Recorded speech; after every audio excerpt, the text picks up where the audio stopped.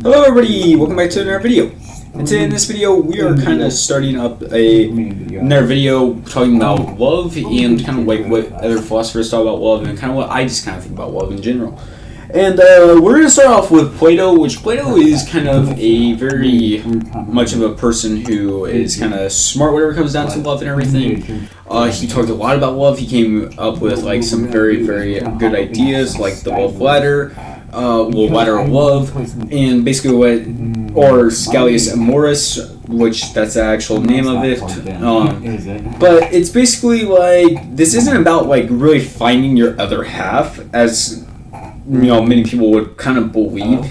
It's more of like the appreciation of these things kind of deal. And the first thing is a physical attraction.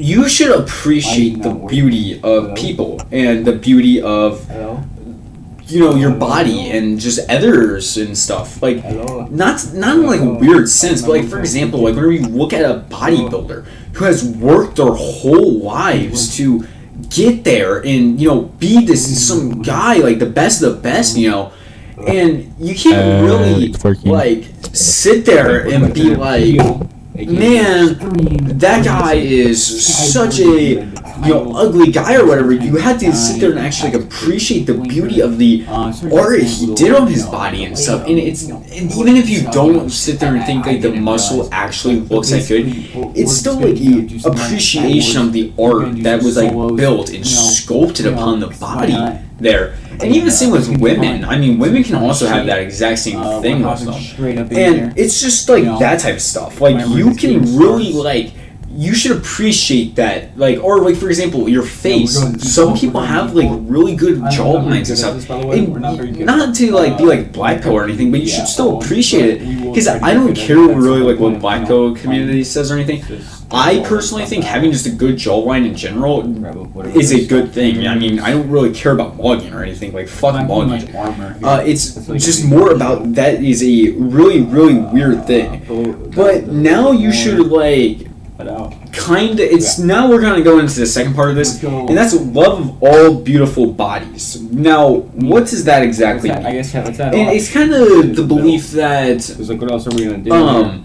beauty kind of is in across like multiple forms, not in just the physical attraction, but also in like how they talk, how they treat other people, how they walk, all this other stuff. And this is like a relatively important thing about a lot of people. And obviously these first two are more about people, which obviously I just said this wasn't, but the last four really are not that much about people. But this is just kind of more about, just appreciating the person for who they are, not for exactly the physical attraction of them. And that's kind of a major thing to be able to do, right? To honestly realize the value of someone based off who they are and not what they look like or anything. And if you can honestly do that, you'll relatively meet some really cool people and stuff like that. But now this is kind of turning away from like the beauty of people and like how people look and stuff and how like love is made, and this is more the beauty of spiritual. Now, what do I exactly mean about that? Like more appreciating like the morals, like what morality really is, and like how it has an effect on you and your life, and how it affects like other people around you and stuff like that.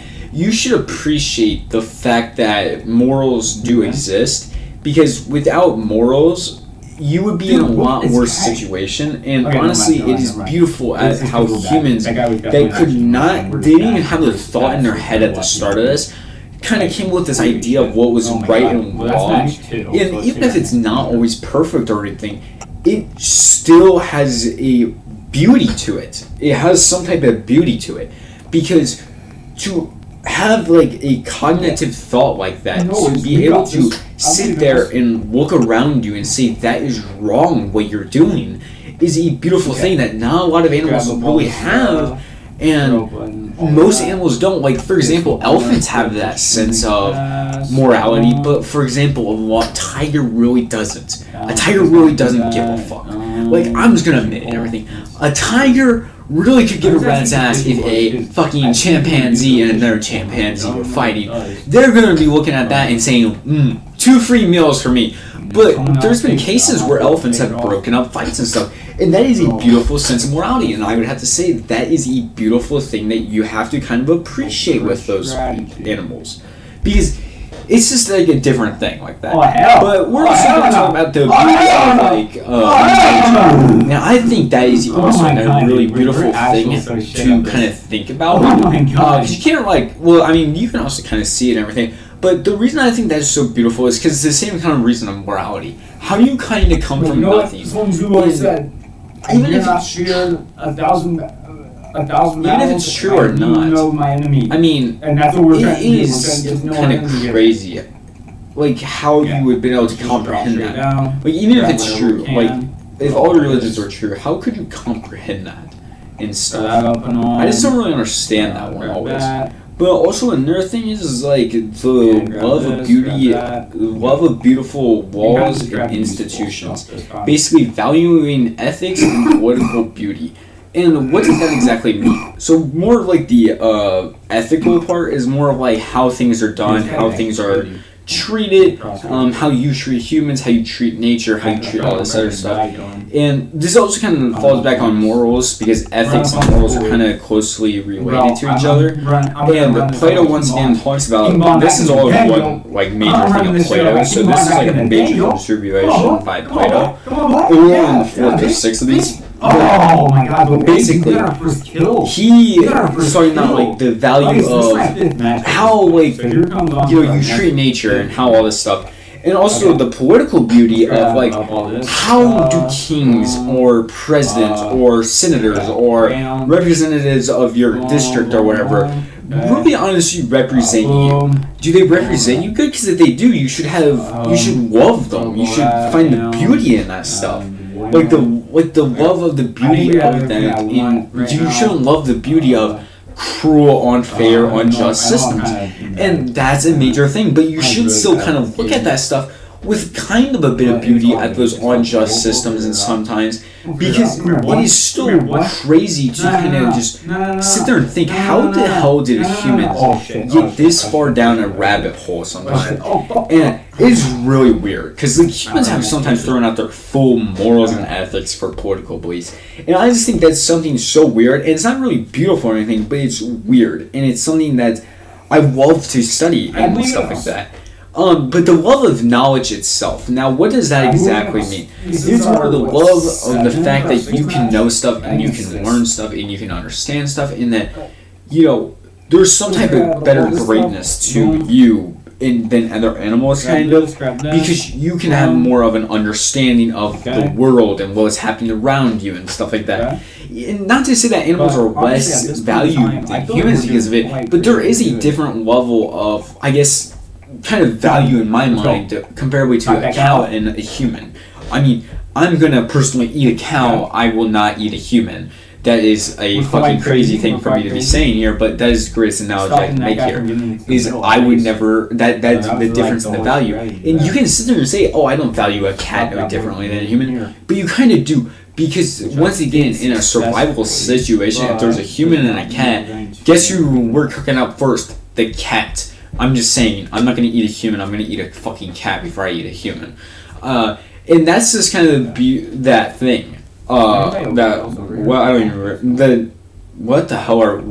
hell did we get into this? Oh, I was just making a point here. But you just kind of got to love the beauty of ideas and stuff. And yeah, I don't really know how we got into talking about eating cats. And yeah. Let's just go on with number 6. The form of beauty itself. What does that mean? Basically, what is beauty? I mean, what do you find beautiful, kind of deal? And that is kind of the truest, most form of beauty itself, for you at least. And this is more of the subjective matter of everything. What is truly beautiful to you is kind of subjective, and it will not be beautiful to me. It is the same way as your friends might like one girl, but you might not like her because she's just not your type or whatever. Maybe it's how she talks or whatever. But we're going to also get into more deeper stuff with Plato, which is loves as a path beyond morality. Okay. And this is a very, very weird thing. And it is kind of just something I'm going to kind of throw out here. But basically, it kind of is the idea that if you have kids, you're kind of immortal. And I don't really know like where Plato got this exactly at too much, because I mean, I guess there would have to be some idea that your kids are kind of you, but I don't think they would have known about DNA or genetics at the time. So that's like my whole thing is I don't really know how he actually got to this idea yet, but I mean it's on the word for thought. But he basically says like you know having kids is the way for like immortality and stuff and something. But creating works that will outlast us, that is another way to make the beauty of like love as a path beyond morality. The love of your art and the love of making something so great and so beautiful will, make you basically immortal because people will always remember you and stuff like that. That's the whole idea of what Plato's trying to get behind your idea is that if you can love your art or your craft so much that you will be able to be remembered forever. That is the same with like Alexander the Great or whatever. He loved the idea of conquering and going across the Persian Empire so much, he got remembered for it, and it's been like 30,000 years now. It's been a crazy long time now since he's done that. But now we're kind of getting into a few other things, which is like the two types of love, love as divine madness, and that's kind of about the last two things for Plato, but we'll be back in just a second. Now, though, Plato kind of talks about the two types of love, which is eros, if you are curious what it's actually called, which is vulgar eros, which is earthly love focused on physical pleasures and reproduction. Now, you obviously kind of know what that is. It's kind of like more your wife and stuff, and you have kids, and that kind of stuff. But this also kind of falls into the suit of divine eros, which is the love that begins with physical attraction but transcends into appreciation of supreme beauty. And what is supreme beauty? Well, that's what we were just talking about. It's kind of like what you find beautiful and stuff. In order to start to understand that, you have to first, go through that earthly love, because you really don't know what you love until you know, like, for example, what first attracts you to a woman. From there, what do you like about, like, hold on, let's go back up to my notes. Like, what do you like about, like, the stuff about her and stuff? What do you like about, like, what she believes, what her morals are? What do you like about her, political beliefs? What do you like about her ethics? What do you like about her knowledge? And from that, you will come to understand what your supreme beauty is, or, like, eternal beauty, because that is truly what is like beautiful to you. And once again, you shouldn't diss on people for what they find beautiful and stuff, but you have to kind of just come to that understanding that everybody's going to find something else beautiful than what you are. But now we're kind of getting into a very weird thing, which I don't really understand that much, but we're going to try and just kind of make sense of it together as I read what I have written in my notes.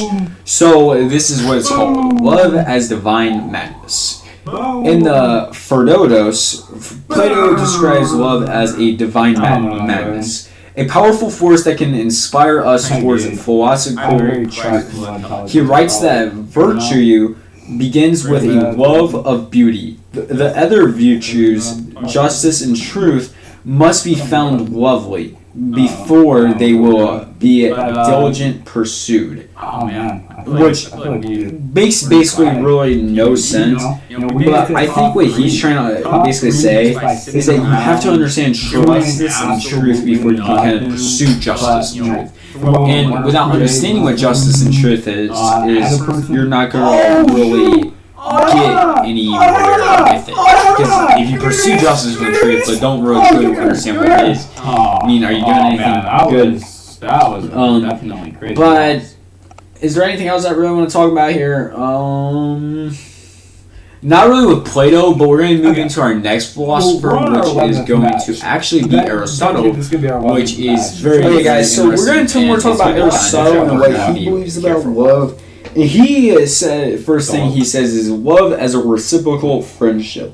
So basically, he just kind of believes that love is kind of more of like you have kind of found a person who is the most perfect friend to you, who could kind of like, I don't really know how to sit there and say this, put this in the correct terms. Let me just kind of read let's just kind of read the notes, okay? So, Aristotle saw love not as merely as a feeling, but as a reciprocal friendship built on shared values. Oh my god, my fucking shit is so bad. But it's just kind of like, yeah, you kind of have the exact same ideas, kind of the exact same, worldly ideas, and there's really nothing else we can really say about that there, okay? The three types of friendship / love, which we've already made a whole video on this, but I'll quickly go over this again, which we're not going in depth about it. If you want more in depth, you can go watch my other video. But the friendships of utility is basically what people will gain from each other. Friendships of pleasure is kind of based on what enjoyment of each other's company, and friendships of virtue is basically kind of based on mutual adoration of each other. Oh my god, I cannot fucking speak. Good god. Okay, but love as a altruist yet self-interest. And by the way, the reason I'm kind of skipping over the last words is because I made a whole video about it. I'm not going that in depth with that again. That was a whole like fucking 15-minute rant. And holy shit, I don't really want to make this video fucking an hour long type deal. But it might be. But basically, Aristotle presents an interesting paradox about love. The austere element, basically, is like wishing for someone the thing he deems good for the sake of a personal and not oneself. So the whole thing behind it is you can't. It's kind of like paradoxical, okay? This is what, let me just try to quickly explain this, okay? You ready? Basically, you do something out of the love of somebody to try to help them, right? But he also sits there and says that this is also built off of self-interest foundations because you will feel good about the fact that you helped others. And this kind of, like, goes in a loop with each other, and it's kind of like whenever you love someone else, you're kind of doing something for yourself, and it's kind of selfish that you love others. And it's just like a really weird thing. You can get like really deep into this and stuff, and like be like, I can give like an example. Like for example, I don't know, if I was driving my car and you were the fault of the accident, but you died in the accident, I should. I don't really know. I don't know how to explain this. I don't really have an example built. Oh my god. Okay, I'm sorry about that. That's not a good example. The necessity of shared activities. Basically, what he's basically sitting there saying is you guys have to kind of be doing the exact same stuff. Not always, but you kind of have to have some shared interest. And I hit my funny bone, so I might be talking weird for a second. I'm sorry.